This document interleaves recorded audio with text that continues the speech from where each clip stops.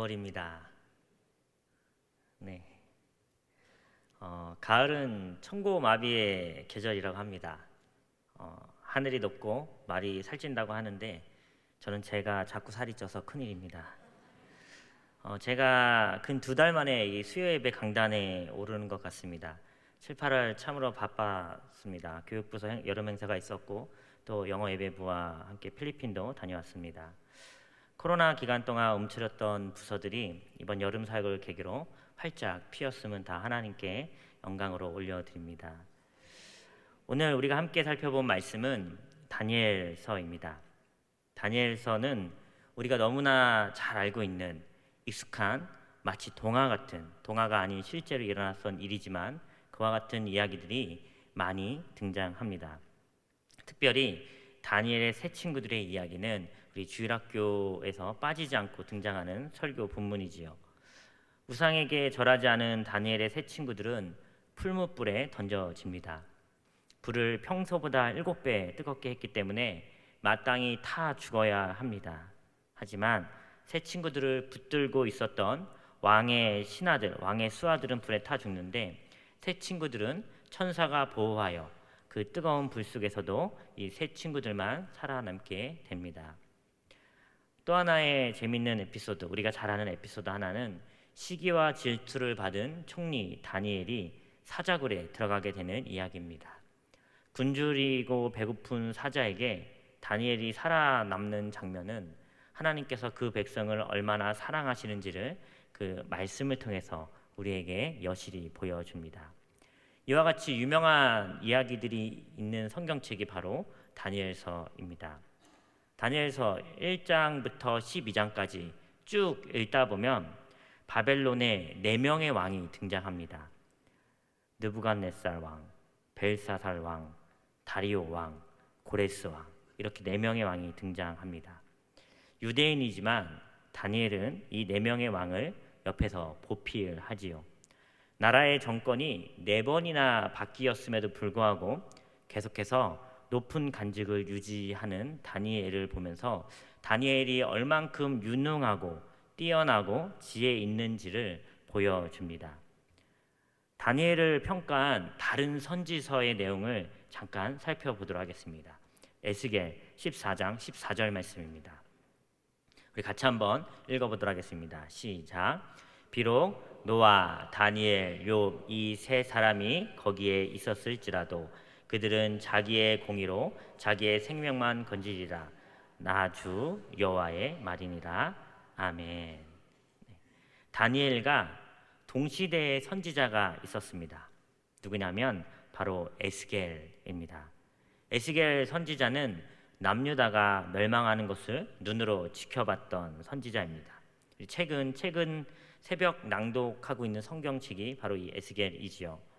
성경에서 의인이라 불리는 성도가 있습니다. 누구에게 존경받고 이 사람처럼 대해야지라고 하는 성경 인물이 있지요. 누구와 누구지요? 창세기에 등장하는 노아, 그리고 욥기서의 욥입니다.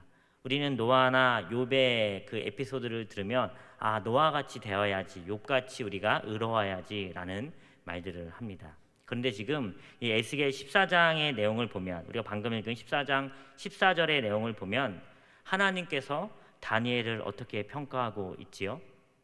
우리가 흔히 이 사람 정도면 의인이다라고 평가하고 있는 이 노아와 그리고 이 욥, 이 중간에 바로 오늘의 본문의 주인공 다니엘을 넣고 계시지요.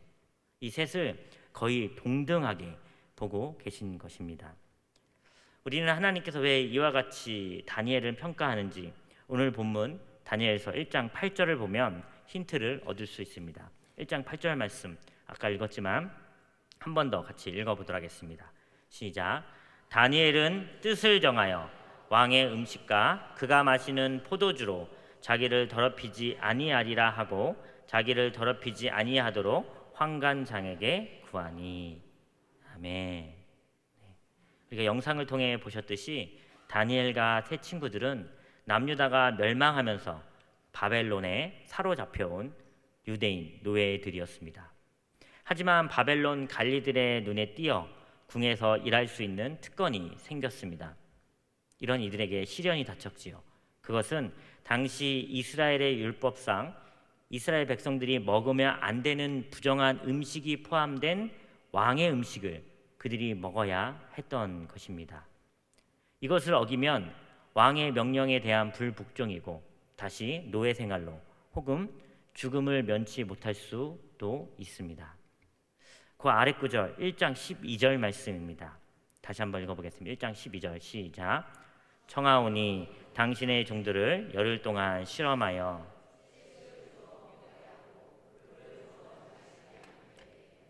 네, 아멘. 다니엘과 세 친구들이 왕이 준 음식을 거부한 이유는 모세의 율법에서 금하는 음식 그리고 우상들에게 바쳐졌던 음식들이기 때문입니다. 다니엘과 세 친구들은 그 음식으로 말미암아 자신들이 더럽혀지는 것을 막으려 했습니다. 저를 한번 따라해봐 주시기 바랍니다. 성도는 세상의 탐심을 따르지 않습니다. 아멘. 성도는 세상과 같은 모습으로 살아가면 안 되겠지요. 만약에 우리가 다니엘과 세 친구라고 한번 가정해 보시기 바랍니다. 당시에 왕의 명령을 듣지 않으면 바로 죽음입니다. 하지만 왕의 명령을 들으면 어떻게 될까요? 적어도 신뢰를 쌓을 수 있고 더 나아가서는 성공의 발판이 될 수도 있을 것입니다. 만약 내가 여기 앉아 계신 우리 성도님들이 다니엘과 세 친구라면 그 왕의 음식을 거부하시겠습니까? 옆에 있는 분에게 한번 물어보세요. 네. 노예 신분으로 끌려갔지만 왕의 신하가 되었습니다. 이제 왕의 명령만 잘 지키면 또 신뢰를 쌓아가면 성공이 발판이 될 수 있습니다. 어떻게 할까요? 같은 묵시 성경인 요한계시록에도 이 바벨론 제국은 등장합니다. 요한계시록에서 바벨론이 상징하는 것은 1차적으로는 당시의 지배국인 로마를 뜻합니다. 그리고 오늘 사는 우리들에게 이 다니엘서나 아니면 요한계시록에 등장하는 바벨론은 하나님 나라를 반대하는 세속적인 세상을 뜻합니다. 세상에서 잘 살려면 그것을 통치하는 왕의 명령을 잘 따라가면 잘 살 수 있습니다. 이 세속적인 세상에서 잘 살려면 이 세속적인 세상이 원하는 것들을 따라 맞춰서 그 트렌드에 맞춰 옷을 입고 가방을 사고 차를 사고 그리고 또 부동산을 구입하고 주식을 구매하면 이 세속적인 세상에서는 잘 살아갈 수 있습니다. 하지만 그것이 탐심이 되어진다면 그것들만 쫓게 되어진다면 그것이 하나님보다 더 섬기는 것이 된다면 하나님 나라에서는 잘 살 수가 없겠지요. 왜냐하면 거룩함이 더럽혀지기 때문입니다. 오늘 본문에서 다니엘과 세 친구들 역시 자신의 거룩함을 지키기 위해 세상 나라 왕의 명령을 따르지 않는 것입니다. 세속적인 이 세상의 왕은 오늘날 우리에게 누구이고 그 왕의 명령은 무엇일까요? 돈만 있으면 다 된다고 생각하니 이 세상의 왕은 돈인 것 같습니다. 그 돈의 명령이 무엇이지요? 내가 남보다 많아야 돼. 많은 돈이 있어야 해. 그러니 미친 듯이 많은 돈을 확보해라. 이것이 그 왕된 재물의 명령입니다. 8절 말씀, 우리가 읽었던 말씀 제가 다시 한번 읽어봐 드리겠습니다. 다니엘은 뜻을 정하여 왕의 음식과 그가 마시는 포도주로 자기를 더럽히지 아니하리라 하고 자기를 더럽히지 아니하도록 환관장에게 구하니. 아멘. 사랑하는 성도 여러분, 뜻을 정하시기 바랍니다. 그리고 하나님 형상 닮은 우리의 모습을 예수 그리스도로 말미암아 하나님의 형상으로 가고 있는 우리의 이 거룩한 모습을 더럽히지 마시길 바랍니다. 제가 오늘 점심시간에 치학부 전도팀 회의에 다녀왔습니다. 이제 학기가 시작되었기 때문에 교육부서는 이번 주부터 학교 안에서 또는 학교 밖에서 전도를 하게 됩니다. 모두들 생업이 있고 해야 할 일도 있고 또 주부로서 가사 일도 있지만 뜻을 정하고 교회에 오는 그 분들의 모습을 보면서 저는 참으로 그 헌신이 아름답다라고 여겨졌습니다. 그렇게 교회에 오는 것으로 그치지 않고 또 밖으로 나가는 것이지요. 이와 같은 행동은 세상과 반하는 모습입니다. 반대되는 모습이지요. 세상은 돈의 가치를 두지만 믿는 성도는 영혼의 가치를 줍니다. 화요일에 목요일에 모이는 목자님과 전도팀도 마찬가지지요. 지금 이 시간에 이 밤에 쉴 수 있지만 예배 자리에 나오는 우리 성도님들도 그리고 또 화면을 통해서 예배를 드리고 계신 성도님들도 마찬가지지요.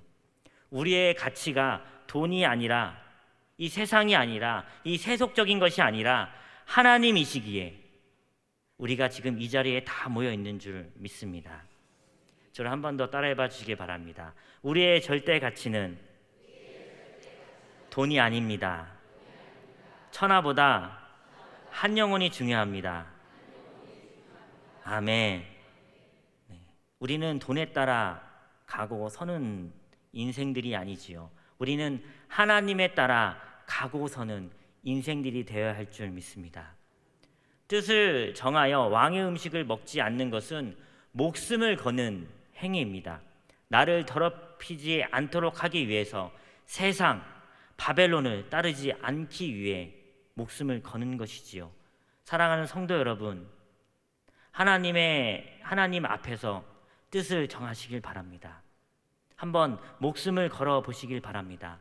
그것이 우리의 전도 사역이든 훈련 사역이든 혹은 중보기도 사역이든 혹은 예배의 자리에 있든 혹은 내가 그 생업 가운데 또 그 설거지 앞에 있든 하나님 중심으로 사시는 우리 모든 성도님들 되시기를 주님의 이름으로 소원합니다. 우리가 1장을 살펴봤으니 이번엔 12장으로 한번 훌쩍 넘어가 보도록 하겠습니다. 12장 1절 말씀 우리 같이 한번 읽어보도록 하겠습니다. 12장 1절 말씀입니다. 시작. 그때 내 민족을 호위하는 큰 군주 미가엘이 일어날 것이요 또 환란이 있으리니 이는 개국 이래로 그때까지 없던 환란일 것이며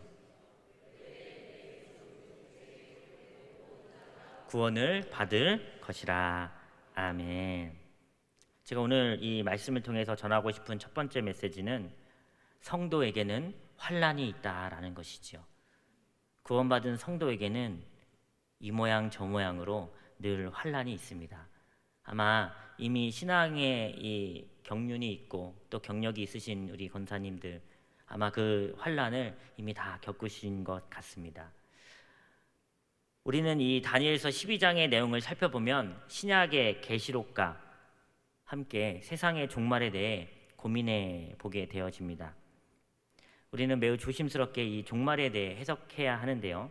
이 1절의 내용은 하나님께 선택받은 예정자, 1절 말씀 계속 띄워봐 주시겠습니까? 하나님께 선택받은 예정자, 그 예정자는 누구냐면 책에 기록된 모든 성도를 말합니다. 그 예정자가 구원받을 것을 예언하고 말하고 있습니다. 그와 동시에 이 책에 기록된 예정자들은 구원을 받을 것이지만 동시에 환란을 피할 수 없을 것이다 라고 1절에서 동시에 설명하고 있습니다. 여기 앉아 계신 우리 모든 성도님들은 하늘로부터 구원을 받은 참 성도인 줄 믿습니다.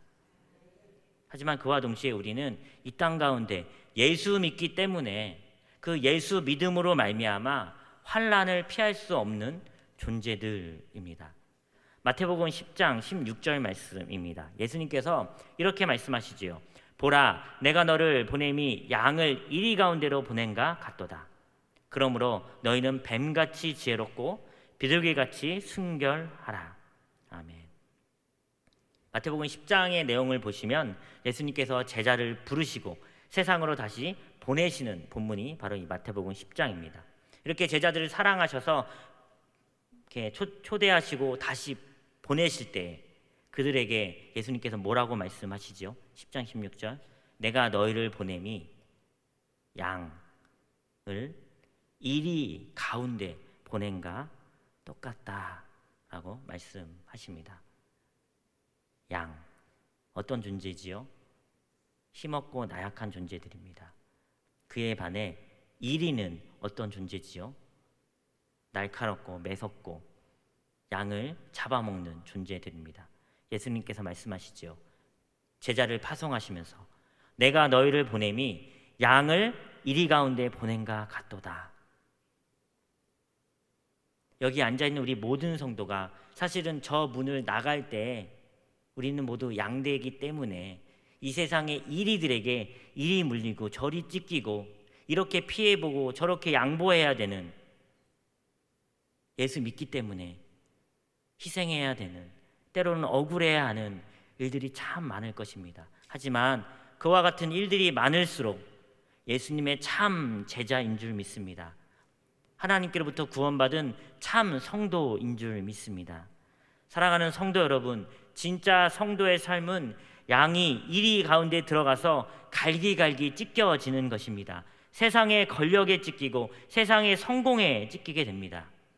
하지만 두려워하지 마시길 바랍니다. 이 환난에 끝나면, 이 환난의 끝이 우리가 어떻게 된다고 다니엘서 12장 1절에서 말씀하고 계십니까?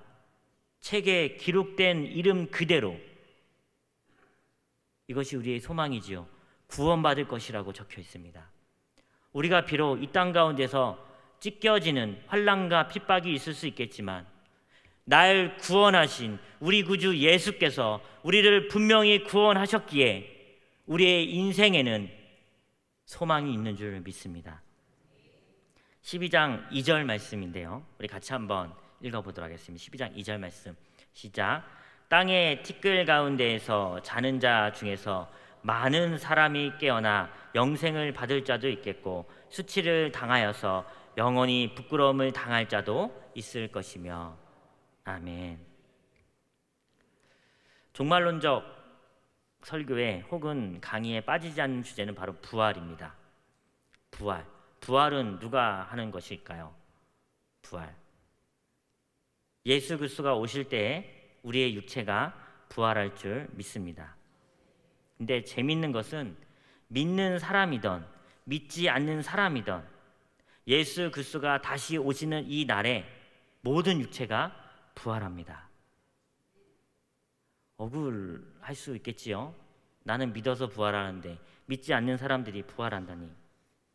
하지만 여기에는 극명한 차이가 있지요. 믿는 성도들의 몸에 부활을 입고 예수님과 함께 하나님 나라에서 살게 됩니다. 우리 믿는 성도들은. 하지만 믿지 않는 불신자들은 어떻게 될까요? 둘째 불못, 영원한 불못에 떨어지지요. 우리 요한복음 5장 27절에서 29절 말씀 석절인데요, 우리 같이 한번 읽어보도록 하겠습니다. 시작. 또 인자됨으로 말미암아 심판하는 권한을 주셨느니라. 이를 놀랍게 여기지 말라. 무덤 속에 있는 자가 다 그의 음성을 들을 때가 오나니 선한 일을 행한 자는 생명의 부활로, 악한 일을 행한 자는 심판의 부활로 나오리라. 아멘.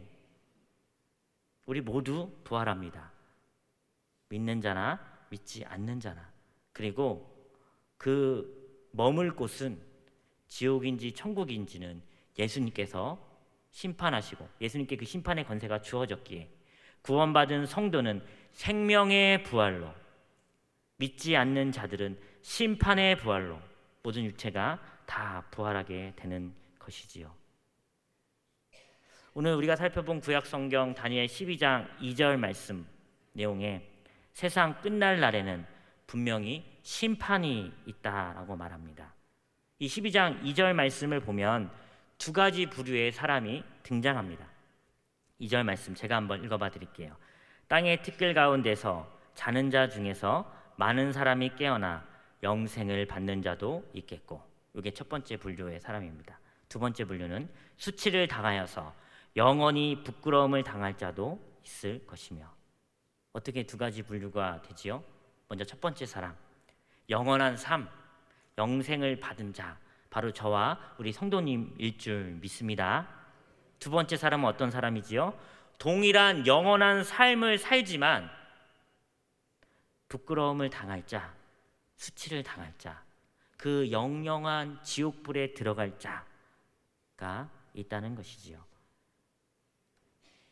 사랑하는 성도 여러분, 저와 여러분이 예수 그리스도께서 다시 이 땅 가운데 올 때 우리는 그 부활 때 어느 모습으로 어느 곳에 있어야 할까요? 영생의 부활로 하나님 나라에 들어갈 하나님의 백성이자 하나님의 아들과 딸로서 우리는 아름답게 영광스럽게 영화롭게 부활할 줄 믿습니다. 때문에 우리가 예수 그리스도의 재림을 기다려야 하지요. 잠시 이 땅에서 악한 일을 하며 부귀영화를 누리며 영원한 지옥불에 떨어지는 것을 소망하기보다는 잠시 이 땅 가운데서 환난을 겪으며 그리스도의 오심을 간절히 기다릴 수 있으시길 바랍니다. 우리가 이 땅에서 예수 믿는 것 때문에 환난을 심하게 당할수록 우리의 상급이 하늘에 더 커질 줄 믿습니다. 그리고 그것이 우리의 영광의 면류관이 되게 되어집니다. 우리 12장 3절 말씀인데요. 12장 3절 말씀 우리 같이 한 번 더 한 목소리로 읽어보도록 하겠습니다. 시작. 지혜 있는 자는 궁창의 빛과 같이 빛날 것이요 많은 사람을 옳은 대로 돌아오게 한 자는 별과 같이 영원토록 빛나리라. 아멘. 여기 내용을 보면 지혜 있는 자가 등장합니다. 이 지혜 있는 자는 누구일까요? 지혜 있는 자. 우리 옆에 있는 분 이렇게 쳐다보시면서 이렇게 한번 얘기해볼게요. 당신이 지혜 있는 자입니다. 네, 저를 한번 더 따라해 보겠습니다. 예수 믿는 자가 지혜 있는 자입니다. 아멘.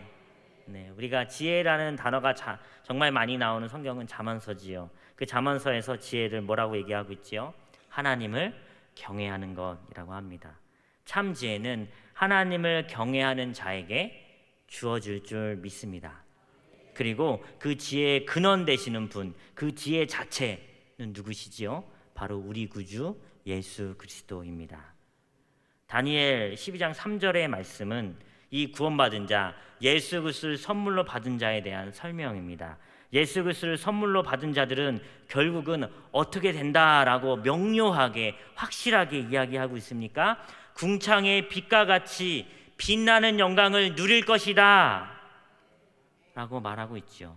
또한 동일하게 후반절에 이렇게 적혀 있습니다. 많은 사람을 옳은 대로. 이 옳은 곳은 어디입니까? 지혜의 근원 되신 예수님인 줄 믿으시길 바랍니다. 바로 옳은 대로 돌아오게 하라는 것이지요. 사랑하는 성도 여러분, 저와 우리 성도 여러분들은 빛과 같이 별과 같이 빛나게 될 줄 믿습니다. 그것이 우리의 결국이고 우리의 끝입니다.